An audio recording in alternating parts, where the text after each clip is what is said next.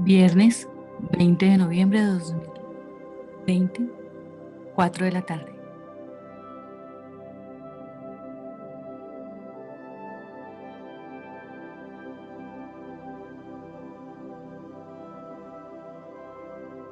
Todos bienvenidos.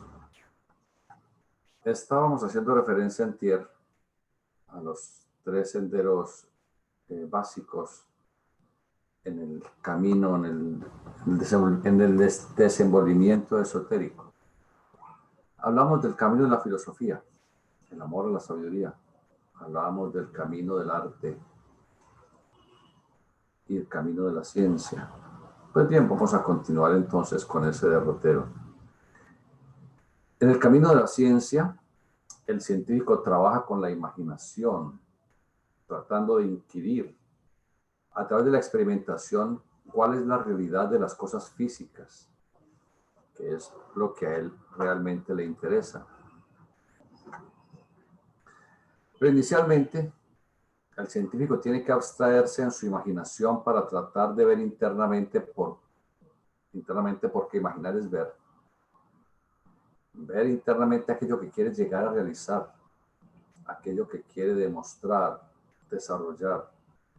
Esa es la grandeza del genio, que tiene la capacidad de imaginar y con la imaginación crear, es decir, emanar de su ser interno algo que físicamente puede darle satisfacción a él y al mundo, porque podrá entregar algo que sea de utilidad.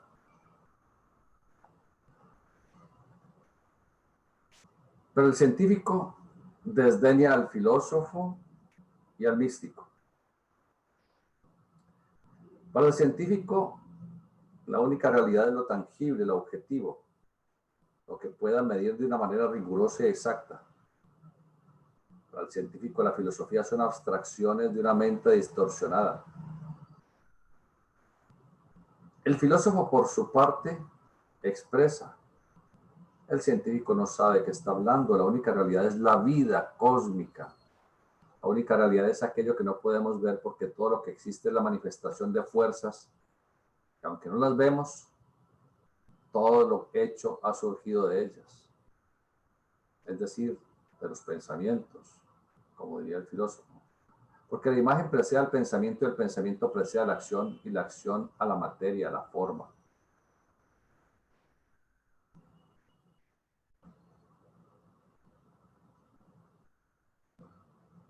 Por un lado tenemos al científico, que observa primero la parte material para poder remontarse hacia la causa. El filósofo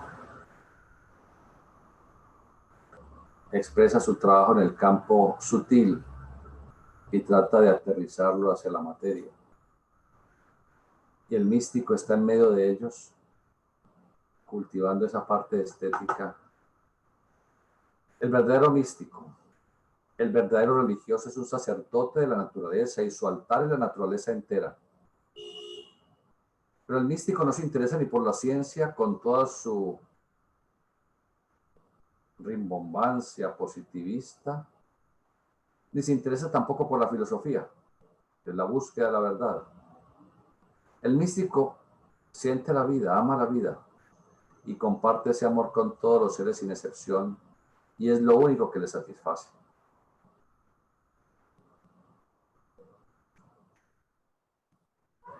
Estos son tres caminos complicados que muy pocos recorren. No todo el mundo tenemos la capacidad de abstraernos tan alto en el campo filosófico espiritual. Trabajamos aún en zonas mucho más bajas. Pero esos tres aspectos, la filosofía, la ciencia y la mística, deben aprender a trabajar en armonía, porque las tres ramas se encuentran, cada una de ellas, en desequilibrio. Recordemos que hace 2 días estábamos hablando de ese aspecto triangular de la divinidad manifestada en su triple posición de voluntad, sabiduría y actividad. Y como reflexión, nuestro espíritu también como un ternario. Y estábamos relacionando ese ternario con la filosofía, la ciencia y la mística.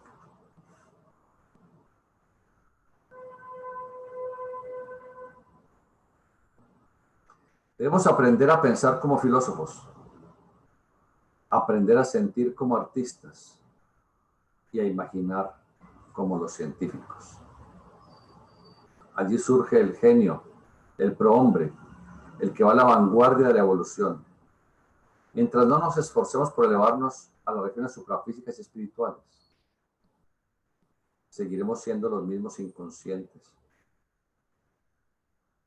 Por eso somos muchas veces personas emotivas.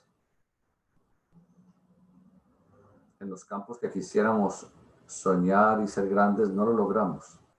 Imaginemos la grandeza en cualquier campo de nuestra humana existencia, cada quien en el campo que desea llegar a la realización, y una vez que imagine la meta precisa que desea realizar, únale todos sus sentimientos, su fuerza moral, anímica, la estética que pueda surgir de su naturaleza interna. Además de eso, aprendamos a filosofar, es decir, a buscar la verdad, a discernir con lógica qué es lo que se desea hacer, y así podremos llegar a tener el éxito en cualquier campo del humano existir.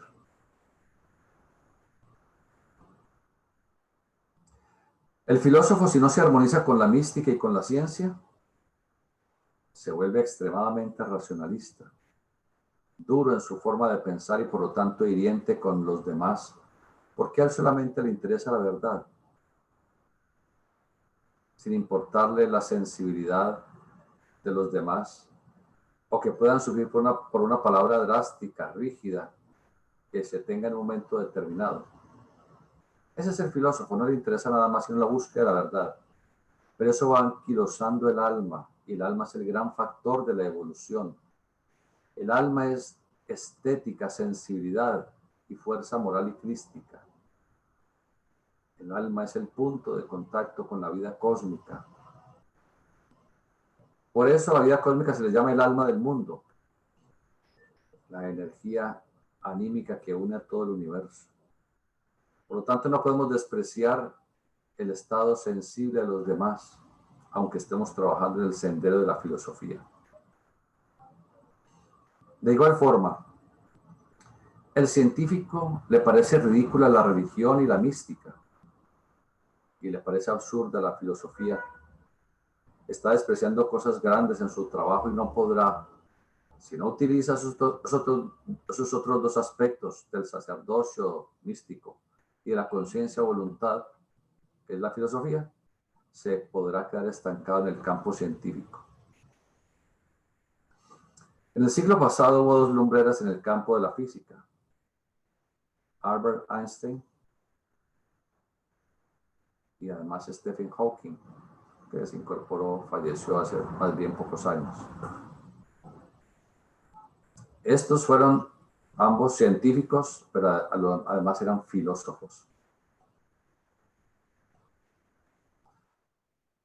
Hawkins no tenía la posibilidad de ir a un laboratorio a investigar con los supercomputadores ni hacer mediciones astronómicas de ninguna clase por su invalidez. Recordemos que él sufría enfermedad amiotrófica lateral, por lo tanto estaba totalmente paralizado, digámoslo así. Con esa enfermedad solamente le permitía mover dos dedos con los cuales pulsaba los botones de un intercomunicador, un sintetizador de voz, y así podía comunicarse. No podía mover absolutamente nada más de su cuerpo. Él no podía ser un científico en la parte absoluta. No podía ir a un centro de investigación a trabajar. Él filosofaba. Estaba abstraído internamente, utilizando su imaginación creadora. Así logró unificar ese aspecto de su propio filosofar con la ciencia. Y por eso se le considera una de las mentes más brillantes de esos siglos XX y hasta primeras partes del siglo XXI. Albert Einstein era un matemático, un físico. Él conocía los rigores de la ciencia, pero para comprender los mecanismos que rigen relativamente al mundo, el universo físico, él tuvo que utilizar su imaginación.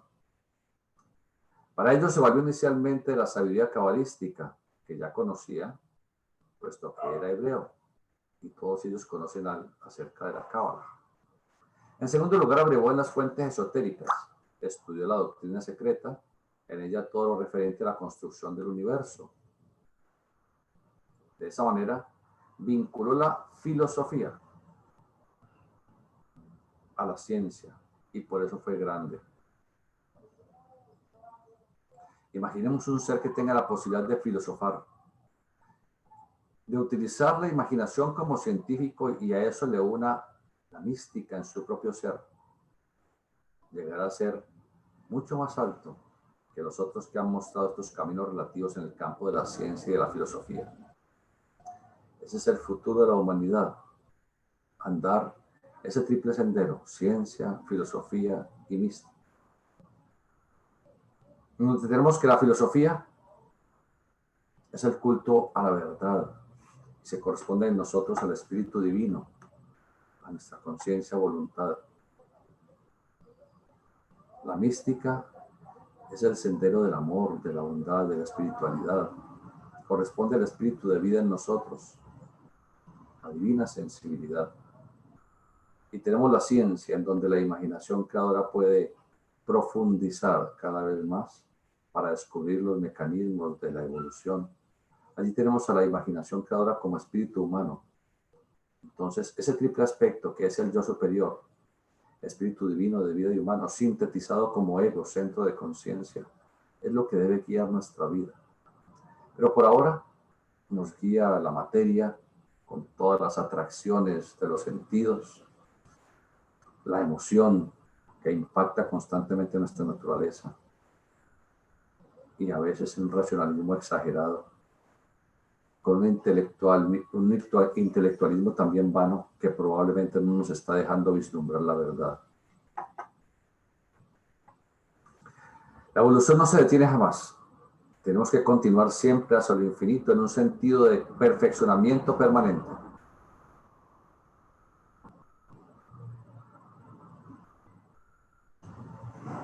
Eso es lo que se nos abre en el futuro como mónadas, en nacer la concientización de todas las energías del cosmos.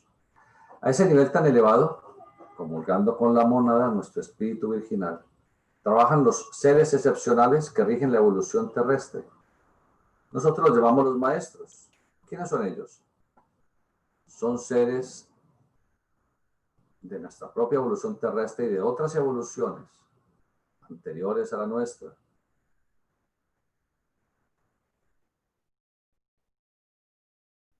evolucionando en otros sistemas solares previos a este. Son seres de una evolución extremadamente elevada. Esos son los llamados los maestros de sabiduría. Entre ellos, el jefe, el guía de ellos, le llamamos el rey del mundo. No pertenece a la evolución terrestre. Su nombre esotérico, Sanat Kumara. Este ser está en el planeta Tierra como representación del primer aspecto del Logos, aspecto conciencia, voluntad. Ese ser tiene el estado de conciencia que le permite saber todos los pensamientos, sentimientos, actos y emociones de todos los seres vivientes en el planeta Tierra, sin excepción, en todos los momentos de las 24 horas planetarias, durante toda esta evolución que estamos pasando. De él depende la jerarquía de maestros. Esta jerarquía llamada la jerarquía blanca. Genéricamente se les designa como adeptos, que significa aquellos seres que ya están exentos de esa evolución humana tradicional, normal, como la estamos llevando nosotros. Los adeptos se elevaron por encima de la personalidad, comulgaron conscientemente con su individualidad, con su ego, y eso les permitió tomar contacto con su propia mónada. Por lo tanto, estos seres de tal evolución son los guías de la humanidad. Todos nosotros, alguna vez a lo largo de nuestro destino, seremos discípulos de algunos de esos maestros. Llámese el Señor Jesús, que es uno de los adeptos, o cualquier otro de aquellos que algunos conocen, pero que la mayoría desconocen totalmente. Por eso el ser humano, una vez que comprende estos misterios, que sabe que la vida es evolución permanente, decide que va a poner todas sus energías, toda su conciencia, todo su amor, toda su imaginación, su emoción, su fuerza moral al servicio de la jerarquía de maestros. ¿Eso implicará que vayamos a perder nuestro libre albedrío? ¿Que vayamos a perder nuestra individualidad? Por supuesto que no.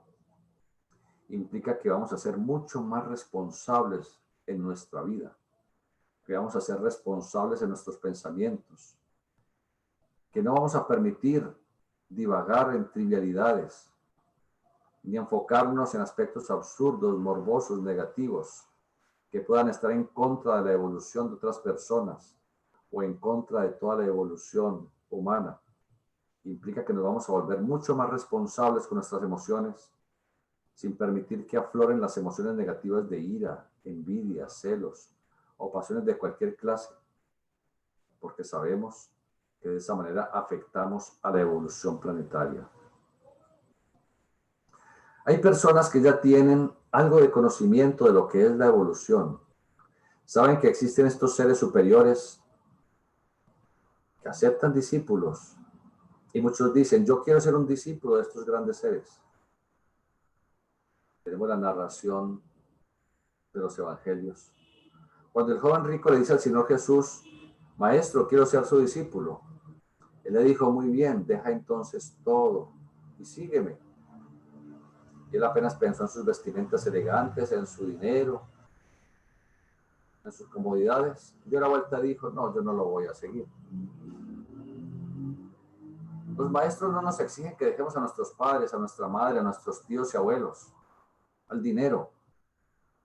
Lo que ellos quieren es que dejemos nuestros malos hábitos, nuestros caprichos, para de esa manera convertirnos en canales que permitan difundir a través de cada uno de nosotros la luz que ellos irradian, que se manifiesta como conocimiento, como espíritu fraterno, como servicio.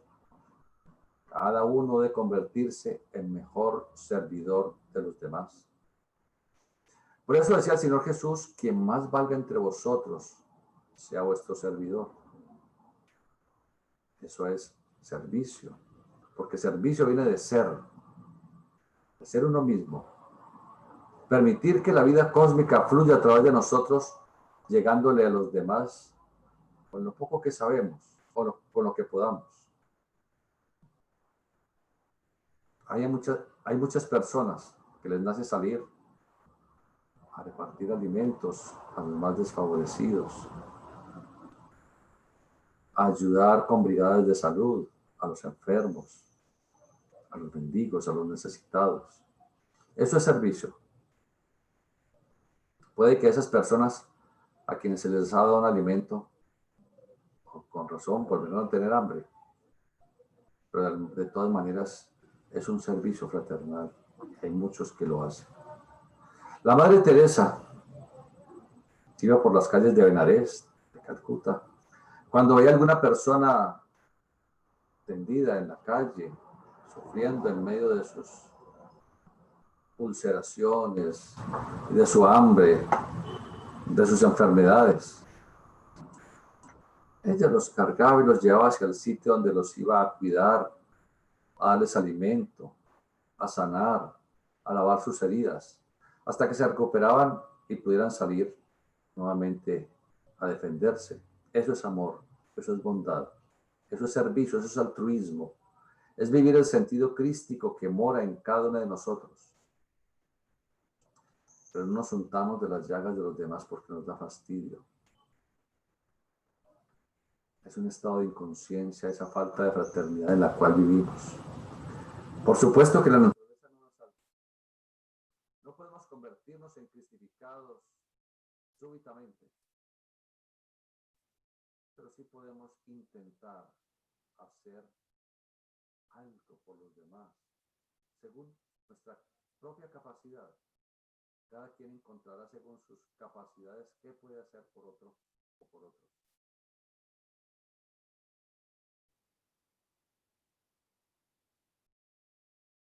Eso es servir. Todos podemos poner un grano de arena en esta gran labor fraterna del planeta. Así podemos acercarnos a ese ideal de progresivo perfeccionamiento.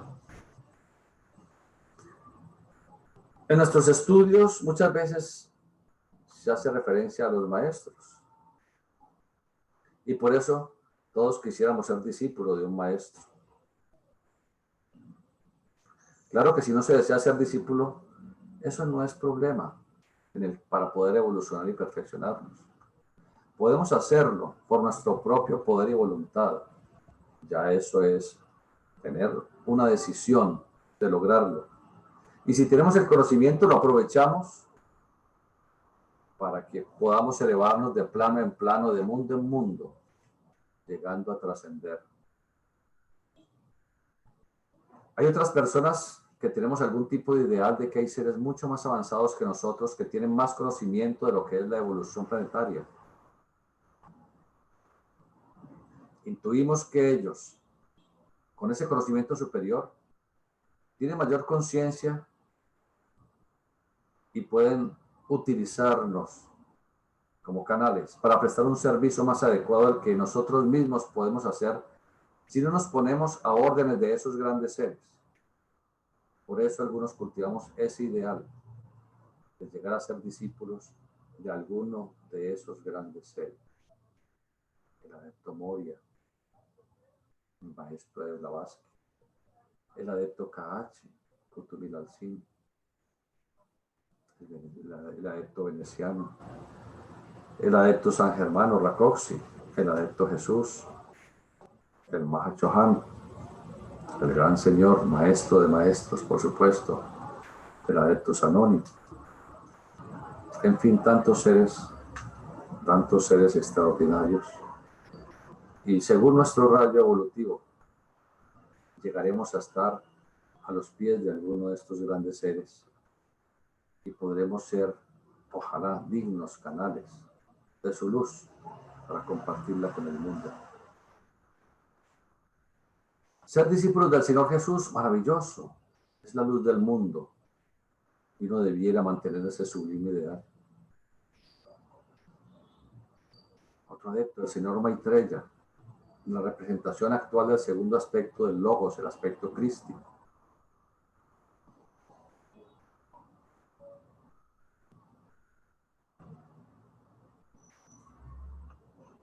Cada uno de nosotros habrá tenido la posibilidad, quizás,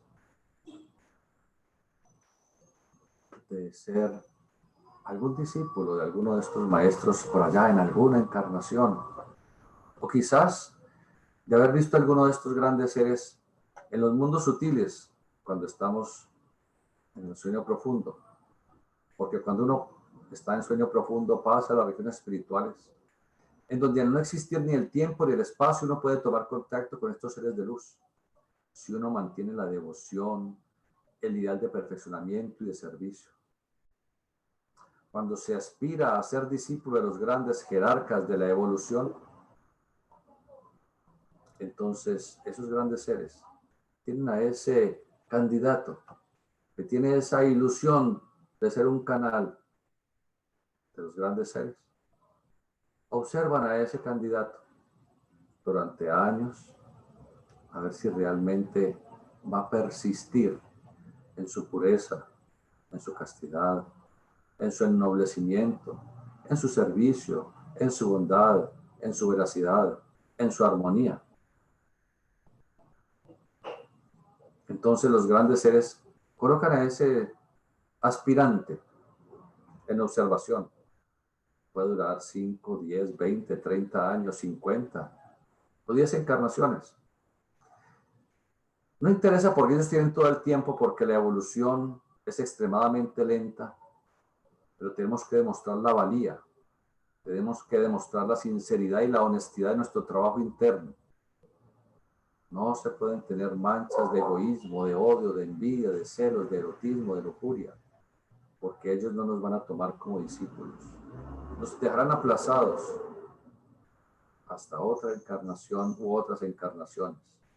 Por eso el estudiante debe mantenerse puro de pensamiento, palabra y obra. Jamás debe insultar a nadie. Es extremadamente difícil para nosotros como humanos mantener ese sendero de la armonía perfecta, pero tenemos que esforzarnos. Y de vez en cuando cometemos yerros y caemos. No está prohibido caer, porque somos humanos, pero no nos debemos quedar allí hundidos. Debemos salir inmediatamente de ese foso y continuar el sendero del trabajo interno. Así les demostraremos a los grandes seres que aunque tenemos imperfecciones, queremos mejorar, queremos superarnos y aspirar a ser discípulos de ellos. A veces no podemos en una encarnación llegar a ser discípulos directos de los adeptos. Entonces ellos, en su infinita bondad, en su infinito amor, mandan a los chelas, a los lanús, a los discípulos, que siendo ellos canales a través de los cuales la bendición, la irradiación y la energía volitiva, conscientida espiritual del maestro se canaliza. Y ese chela, ese lanú, ese iniciado, ese discípulo, irradia esa energía a otros discípulos menores que dependen de esa línea de evolución jerárquica o de ese rayo del maestro.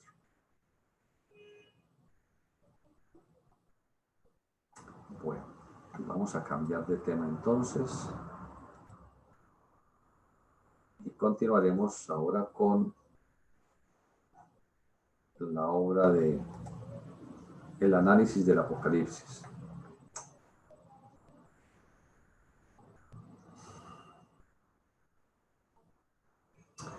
En Apocalipsis capítulo 4, versículo 11 expresa: Señor, digno eres de recibir la gloria y la honra y el poder, porque tú creaste todas las cosas, y por tu voluntad existen y fueron creadas.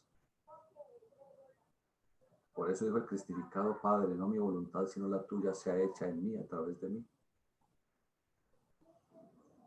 En Apocalipsis 5:1 dice: y vi en la mano derecha del que estaba sentado en el trono un libro escrito por dentro y por fuera, sellado con 7 sellos. Cabalísticamente, la mano derecha corresponde al Sefirah Geburah. Es el rigor, la voluntad, la ley. El libro escrito es el átomo simiente, átomo nous, radicado en el ventrículo izquierdo del corazón. Es el libro de la ley. Es el libro amargo que se tragó Juan, que en su boca sabía a miel, pero que apenas lo deglutía sabía a hiel. Es el mismo libro que Ezequiel recibe de los seres vivientes, de los santos seres vivientes, los Hayot Hakadosh.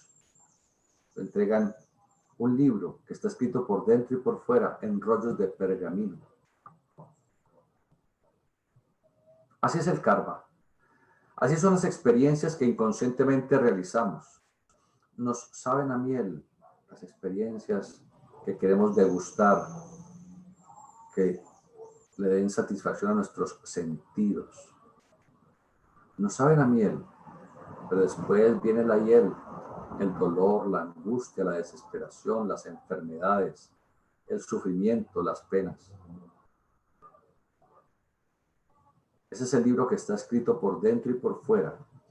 Es decir, que contiene en sí los registros acásicos, en donde están anotadas todas y cada una de las experiencias, pensamientos y palabras que realizamos en todo momento. Por eso está escrito por fuera, con los actos y palabras externas, pero también escrito por dentro, las palabras internas, las imágenes, los pensamientos, las emociones. Cuando habla de la mano derecha del que estaba sentado en el trono, es la severidad, Geburah, con la que vamos a juzgar, ser juzgados. Y ese libro estaba sellado con 7 sellos, los 7 vehículos: cuerpo físico, vital, emocional, mental, imaginal, sensorial y conscientivo. En relación con los 7 chakras, 7 iglesias o 7 centros de energía. El chakra básico, coxígeo, en relación con el cuerpo denso. proporcionando estabilidad, cohesión y relativa salud.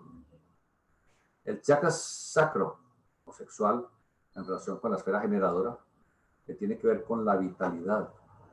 Por eso quien ha sabido guardar con respeto esa energía en otras vidas y en esta encarnación, es más vital, más longevo, más enérgico, más activo. Pero el que la ha dilapidado es menos vital, es menos activo, es menos longevo. El tercer chakra, el umbilical, en relación con el cuerpo de deseos, el vehículo de la acción fecunda, y así sucesivamente. 7 sellos que sellan el libro de la vida, es decir, que sellan nuestro destino kármico. En Apocalipsis 5, capítulo 5, versículos 2 y 3, dice así: y vi a un ángel fuerte que pregonaba a gran voz: ¿quién es digno de abrir el libro y desatar sus sellos? Y ninguno en el cielo, ni en la tierra, ni debajo de la tierra podía abrir el libro, ni aún mirarlo. Lo que significa que ¿quién de nosotros es digno de abrir el libro de nuestro karma y desatar sus sellos? ¿Quién está capacitado para darse cuenta qué es lo que ha de venir y estar imperturbable ante los hechos? Solo los iniciados. Es por eso que el pasado está cerrado para el común de la humanidad. Es por eso que el átomo simiente, átomo novus, en el corazón, donde están radicados los actos del pasado, se encuentra cerrado con 7 sellos para que no sea abierto irresponsablemente. Porque dándonos cuenta de los hechos acaecidos en el pasado, sabremos como don profético cuáles son las reprimendas que hemos de pagar y cuándo se habrán de presentar. En Apocalipsis 5, versículo 4 dice: y yo lloraba mucho, porque no se había hallado a ninguno digno de abrir el libro, ni de leerlo, ni de mirarlo. Eso se refiere a la sensibilidad de aquel ser que ha cultivado la estética. Le produce sufrimiento el dolor del mundo, pero es un sufrimiento consciente, no es sensiblería. En Apocalipsis 5, capítulo 5, versículo 5 dice: y uno de los ancianos me dijo: no llores. He aquí que el león de la tribu de Judá, la raíz de David, ha vencido para abrir el libro y desatar sus 7 sellos. El león de Judá, el Señor Jesús, representa al Cristo, al logo solar, que tiene como mansión primaria la constelación de Leo, el león, con su punto de exaltación en Aries, porque en Aries, que es el cordero. Entonces, Leo es el león, está exaltado en Aries, que es el cordero, y su regencia en el corazón, donde se encuentra el chakra crístico. Por eso el cristificado es llamado el Cordero de Dios que quita los pecados del mundo. Solamente el Cristo, la estética, la mística, cumplir la ley kármica nos hará dignos merecedores de borrar los pecados de nuestro mundo interior, pero no de la humanidad. El Señor Jesús no vino a lavar los pecados al mundo, vino a mostrarnos un camino. Somos nosotros los que tenemos que redimirnos y espiritualizarnos. Cuando dice que eres de la raíz de David, hace referencia a la energía que da la vida, David, que da la vida, la esfera de Yesod, poder generatriz. Porque allí está la raíz del poder, de la vida eterna, de la conciencia, de la sensibilidad y de todo cuanto podamos lograr en la evolución. Todos somos de la raíz de David, de la casta de David, hijos de la casa de David, de la casa de la vida, de la esfera de Yesod. Esa frase no está reservada para unos profetas que existieron en Judá. Somos todos. Así como Israel cabalísticamente considerado no es el pueblo hebreo del Medio Oriente, sino nuestro ego, nuestro ser interno. En Apocalipsis 5, versículo 6, dice: y miré, y vi que en medio del trono y de los 4 seres vivientes, Y en medio de los ancianos estaba en pie un cordero como inmolado que tenía 7 cuernos y 7 ojos, los cuales son los 7 espíritus de Dios enviados por toda la tierra. Subimos el número de personajes de este versículo. En medio del trono, 1. Y de los 4 seres vivientes, tenemos 5. Y en medio de los ancianos, que son 24. Entonces ya tenemos 5 más 24. Tenemos 29. En medio estaba de pie un cordero como inmolado. 1. Entonces ya nos da 29 más 1, 30. 1 en medio del trono, los 4 seres vivientes, ya son 5. 24 ancianos, 29. Más el cordero como inmolado, 1, nos da 30. El arcano Lamed, del Alepet, la letra Lamed. Es el arcano del sacrificio voluntario, el arcano de la iniciación. Es aquel que sacrificándose en el altar de la generación, es decir, en la satisfacción de sus instintos, eleva su energía para deducir la fuerza espiritual del Cristo. Cuando habla de un cordero como inmolado, es el símbolo de Aries, el sol está exaltado astrológicamente en Aries. Lo que significa que la conciencia está exaltada en el cráneo, porque el cráneo es Aries. Pero dice que ese cordero está inmolado. ¿En dónde está inmolado? Es decir, el sol está en su signo de caída, es en Capricornio. Capricornio es la mansión de Saturno que corresponde con el chakra básico, en donde el Cristo está crucificado en el altar de la generación. La inmolación es el sacrificio voluntario en honor a un ideal. Pero en este caso se hace para salvar, para redimir. Se dice que el cordero se ha inmolado para la salvación del mundo. Es lo que debemos hacer, sacrificarnos en lo mundano para despertar lo espiritual y ayudar a la regeneración del planeta, porque a medida que cada uno de nosotros progrese, se regenere, se espiritualice, progresará la colectividad, porque somos parte inherente de toda la humanidad. Expresa este versículo que tenía 7 cuernos y 7 ojos, los cuales son los 7 espíritus de Dios enviados por toda la tierra. Los 7 cuernos son el poder radiante de los chakras al ser despertados, ya definitivamente. Se les denomina cuernos porque el cuerno posee poder de proyección. Además, entre los antiguos hebreos, la palabra cuerno, en hebreo es keren, es un símbolo fálico, de donde se deriva el poder que pondrá en actividad los chakras. Ya hemos hecho referencia al Zohar en una de sus frases que dice Keren Ben Shemen, que traduce el cuerno del hijo del óleo, o el óleo que es el hijo del cuerno. Ustedes están entendiendo perfectamente de qué estamos hablando, porque lo hemos explicado suficientemente.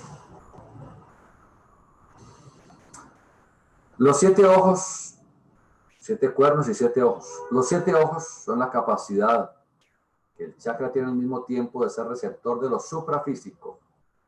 Esa es la dualidad de cada chakra, un poder de irradiación, representado en el cuerno, y otro de absorción, representado en el ojo.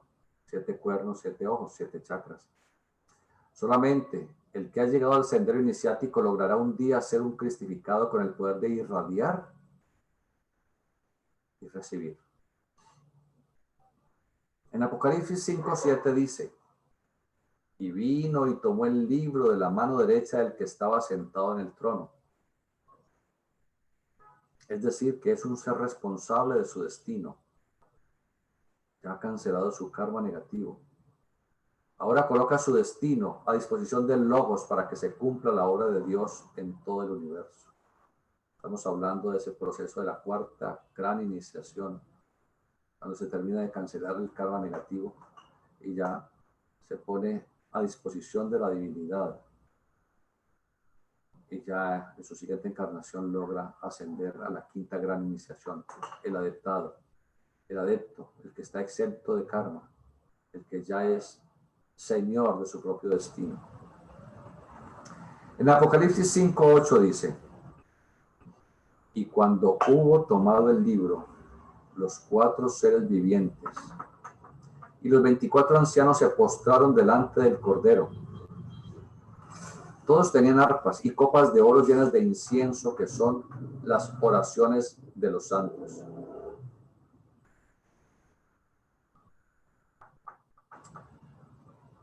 Dice que todos tenían arpas. Eso dice en la traducción al castellano. Pero en el griego no dice arpas, dice liras. Y todos tenían liras. Todos poseemos la lira viviente de Apolo, aunque desconozcamos su poder. Cuando Mercurio le entrega la lira a Apolo, encuentra el misterio. Solo cuando nuestro verbo, nuestro lenguaje sea espiritual, podremos dar vida y sanar. Porque Apolo, la conciencia, estará guiando el poder mágico de Hermes, el lenguaje, la lira. Las copas de oro a las que hace referencia, dice que todos tenían arpas con liras y copas de oro. Las copas de oro son los recipientes, los chakras, recibiendo la energía del logos generador, cuando se pulsa la lira, el lenguaje. Por eso el desarrollo interno, el desarrollo oculto, se utiliza el poder de los mantras y las vocales para ir despertando la actividad de los chakras, las copas, los cálices, los recipientes. Y se dice que son copas de oro, es decir, porque son recipientes dignos de esas energías. Porque hay pureza, hay castidad, hay devoción, espiritualidad, sensibilidad, fraternidad, altruismo. Por eso son copas de oro. Si no se tienen esas cualidades, esos cálices no son copas de oro, no son dignos recipientes. Entonces se pueden activar, claro. Se pueden desarrollar cualidades, facultades, claro que sí. Pero probablemente serán para desgracia de esa persona y no serán para beneficio de la humanidad tampoco. En Apocalipsis 5:9 dice así: y cantaban un nuevo cántico diciendo: digno eres de tomar el libro y de abrir sus sellos, porque tú fuiste inmolado y con tu sangre nos has redimido para Dios de todo linaje y lengua y pueblo y nación. ¿Quién es el único que es digno de conocer el libro de la ley, el libro de causa y efecto? El iniciado. El iniciado es digno de abrir sus sellos, conocer sus deudas kármicas. Y con tu sangre nos has redimido para Dios de todo linaje y lengua y pueblo y nación. Se dice que el Cristo se sacrificó por la redención y salvación de los demás. Es decir, el sentido crístico se inmola, se sacrifica para redimirnos. No se está refiriendo a Jesús, ni siquiera el Cristo cósmico. Se refiere a nuestro propio Cristo en la esfera del corazón.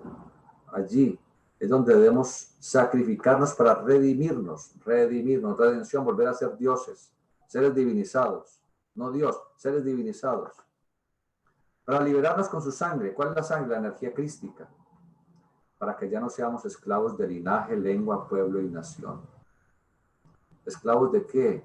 Esclavos de nuestras emociones, del instinto, de la pasión, del odio, del racionalismo, que nos hace creer todo esto, que estamos separados de los otros pueblos, de las demás personas, o pensar que yo valgo más que los otros, o que yo soy más importante que los demás, por diferencias sociales, idiomáticas o raciales. El que se cristifica se hace uno con todos los seres, porque somos del mismo y único linaje, es decir, hijos del Logos. En Apocalipsis 5:10 dice así: y nos has hecho para nuestro Dios reyes y sacerdotes, y reinaremos sobre la tierra. En el Génesis se habla de Melquisedec, rey y sacerdote sin linaje, sin padre, sin madre y nacido de sí mismo. En los Hechos de los Apóstoles, Pablo vuelve a hablar de Melquisedec, el rey de Salem, es decir, de Shalom, la paz, refiriéndose a Jesús como rey y sacerdote de la orden de Melquisedec, es decir, un nacido de sí mismo, es decir, nacido de la sublimación. Físicamente nacido de padre y madre carnales, pero como rey sacerdote es nacido de sí mismo, nacido de su propia sublimación. Cuando sublimamos nos liberamos de todo tipo de linajes. Ya somos hijos de nosotros mismos, siendo el resultado la conciencia y la sensibilidad. Como conciencia nos convertimos en reyes, es decir, en guías del mundo, de nuestro propio mundo. Como sensibilidad somos sacerdotes, es decir, los oficiantes de la divinidad en el altar de la naturaleza, elevando el sentido místico en nosotros y en los demás. Los señores de Venus y de Mercurio que encarnaron en el planeta Tierra hace 16 millones de años para ayudar a la naciente humanidad. Eran reyes y sacerdotes por su propio poder. Guiaban al ser humano en lo material y en lo espiritual, sentando las bases de la religión y de la ley.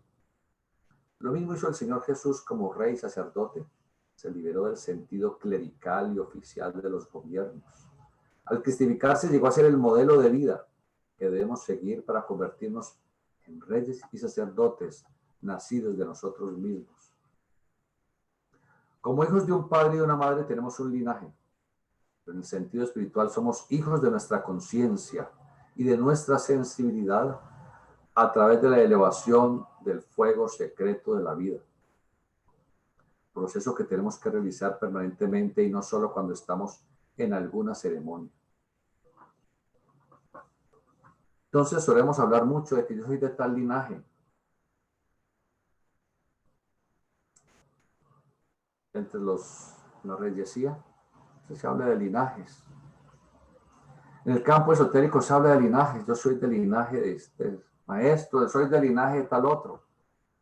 ¿Y eso qué? Eso no es nada. Uno puede haber recibido la información teórica que dejó tal instructor o tal otro, o el de más allá. ¿Y qué? Lo importante es la realización. Lo importante es el trabajo interno. Eso es lo importante. No de qué linaje somos. Eso son tonterías. Uno tiene que mostrar a sí mismo la valía de lo que está haciendo. Y cuando a sí mismo lo ha logrado, los demás se dan cuenta que él ha logrado ese algo. Pero no, que yo pertenezco a tal linaje. Eso son tonterías. Eso son niñerías. Los rituales son importantes. Voy a recapitular. Dice así: somos hijos de nuestra conciencia y de nuestra sensibilidad a través de la elevación del fuego secreto de la vida. Proceso que tenemos que realizar permanentemente y no solo cuando estamos en alguna ceremonia. Los rituales son importantes porque nos sintonizamos en un nivel de vibración espiritual, liberando fuertes corrientes de energía para la paz, para el progreso del mundo. En ese campo somos sacerdotes oficiando en el altar del Altísimo. Pero en el altar de la generación somos uno con la seidad para que el fuego secreto de la vida pueda convertirse en el sentido espiritual del Cristo.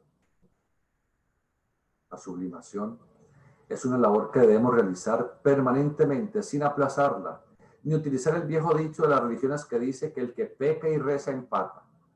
Pues yo peco, yo gasto mis energías, yo maltrato la sensibilidad de los demás, pero si usted no va a meditar, entonces ya, con eso solucioné el problema.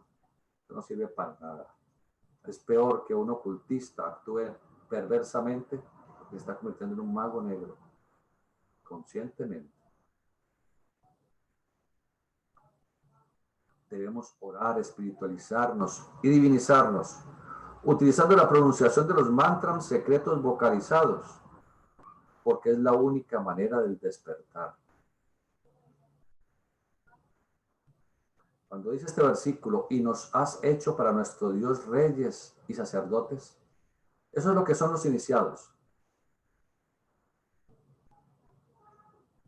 Que al final de los tiempos, todos, al llegar a la iniciación, porque llegaremos, seremos reyes y sacerdotes.